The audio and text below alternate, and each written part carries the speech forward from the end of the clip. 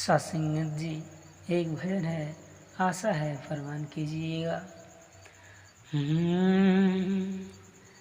कि मन के मैलिया जे ना धोई, कि मन के मैलिया जे ना धोई, अंत समय में बहुते रोई। मन के मैलिया जे ना धोई, अंत समय में बहुते रोई।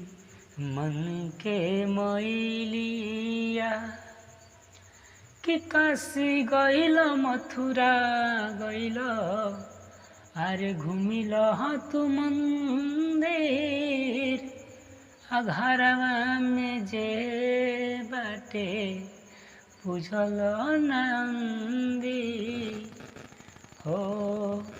कि मंदिर गइल मस्जिद गइल, अरे गइल गुरुद्वारे, घरवा में जे बावे पूजल न बार बारे।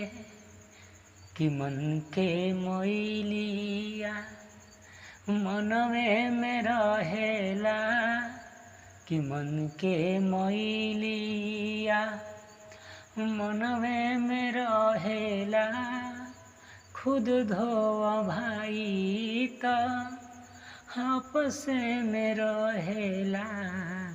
कि मन के मैलिया जे ना धोई, अंत समय में बहुते रोई। मन के मैलिया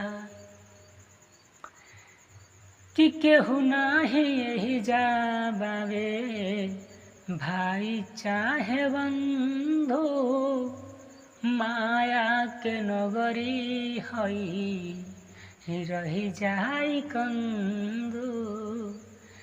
कि बाप भाई माई केहू साथे न जाई, 4 दिन के जिंदगी बा व्यर्थ न गवाई हो, व्यर्थ न गवाई। कि जे नहीं पूछे, कि जे नहीं पूछे कैसन बा भाई, अंत समय में वो बड़ी पछताई। सेवा सुमिरन काल जीवन धन्य हो जाई, अंत समय में केहू न जाई। मन के मैलिया हर जे ना धोई, अंत समय में बहुते रोई। मन के मैलिया। सत्संगत प्यार से कहना धन्यकार जी। अगर भजन अच्छा लगा हो तो इस चैनल को लाइक शेयर सब्सक्राइब जरूर कीजिएगा और कमेंट में धन्यकार जरूर लिखिएगा। प्यार से कहिए धन्यकार जी।